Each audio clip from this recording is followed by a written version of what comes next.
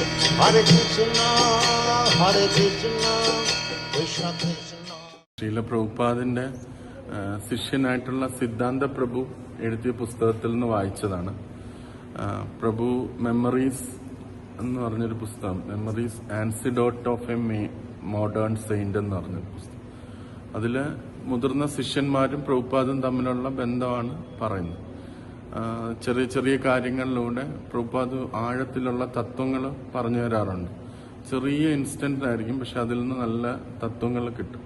അപ്പം അങ്ങനെ ഓരോ ശിഷ്യന്മാരും അവരുടെ അഭിപ്രായങ്ങൾ ഇങ്ങനെ പല പല സന്ദർഭത്തിൽ പ്രഭുപാദുമായിട്ട് ഇടപഴകിയിട്ടുള്ള കാര്യങ്ങൾ ഇങ്ങനെ പറയാറുണ്ട്. അതിലൊരു ഡിവോട്ടിയാണ് ത്രിഭുവനാഥ് ദാസ് എന്ന് പറഞ്ഞ ഡിവോട്ടി. അദ്ദേഹം ഒരു വളരെ സിൻസിയറായിട്ടുള്ള ഡിവോട്ടിയാണ്. ഇസ്കോണിൽ എല്ലാവരും അറിയപ്പെടുന്ന ഒരു ഭക്തനാണ്. മരണപ്പെട്ടു. അദ്ദേഹം ബ്രഹ്മചാരിയായിരുന്ന സമയത്ത് പ്രഭുപാദുമായിട്ട് ഉള്ള കാര്യമാണ് അദ്ദേഹം പറയുന്നത്. അപ്പം അദ്ദേഹം ഇവരൊക്കെ ലണ്ടനിലായിരുന്നു ഉണ്ടായിരുന്നു, ബ്രിട്ടനിലായിരുന്നു ഉണ്ടായിരുന്നു. അപ്പോൾ ഒരു വേളയിൽ പ്രഭുപാദ് ഇങ്ങനെ ഒരു പാർക്കിലൂടെ നടക്കുന്ന സമയത്ത് പ്രഭുപാദ് എപ്പോഴും ഈ മോർണിംഗ് വാക്ക് നടക്കുന്ന സമയത്ത് ഈ ആധുനിക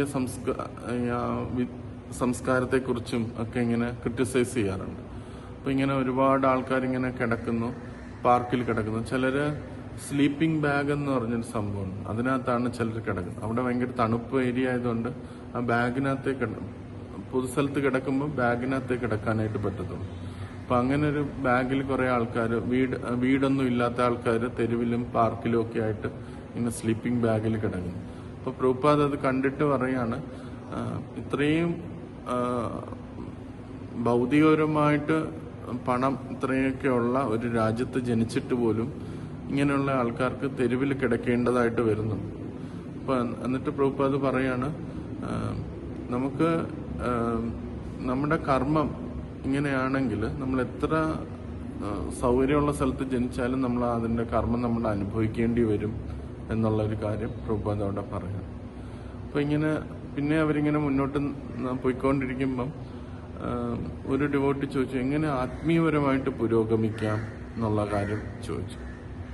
പ്രഭുപാദ് കുറച്ചും കൂടെ നടന്നിട്ട് പെട്ടെന്ന് അവിടെ സ്റ്റോപ്പ് ചെയ്തിട്ട് പ്രഭുപാദിന്റെ ഒരു കാലെടുത്ത് അദ്ദേഹം മുന്നോട്ട് വെച്ചു.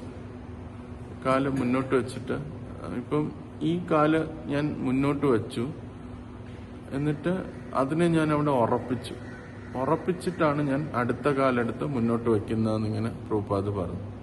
അപ്പം അതേപോലെയാണ് ആത്മീയപരമായിട്ട് പുരോഗമിക്കുന്നതെന്ന് പ്രഭുപാദ് പറഞ്ഞു. നമ്മളൊരു ഭക്തിയുടെ ഒരു അംഗം എടുത്തിട്ട്, തുടക്കത്തിൽ ഒരു പ്രാക്ടീസ് എടുത്തിട്ട് അത് നമ്മൾ നല്ല ഉറച്ചു കഴിയുമ്പം അടുത്ത സ്റ്റെപ്പിലേക്ക് പോകണം. അങ്ങനെയാണ് പോകുന്നത്. അതേസമയം നമ്മൾ ശ്രദ്ധയില്ലാതെയാണ് നടക്കുന്നതെങ്കിൽ, അല്ലെങ്കിൽ ഓടി നടക്കുകയാണെങ്കിൽ എപ്പോൾ വേണമെങ്കിലും നമ്മൾ വീണ് പോകാം എന്ന് പറയുന്നു. അപ്പം ഓരോ ലെവലിലും നമ്മൾ ഉറച്ചിട്ട് വേണം അടുത്ത ലെവലിലേക്ക് കടക്കാൻ എന്ന് പ്രഭുപാദ് ഇങ്ങനെ, അതാണ് ആത്മീയമായിട്ട് പുരോഗമിക്കാനുള്ള വഴിയെന്ന് പ്രഭുപാദ് തൻ്റെ ഈ നടക്കുന്ന ഇത് വെച്ചിട്ട് പ്രഭുപാദ് എക്സാമ്പിളായിട്ട് അവർക്ക് പറഞ്ഞു കൊടുത്തു എന്ന്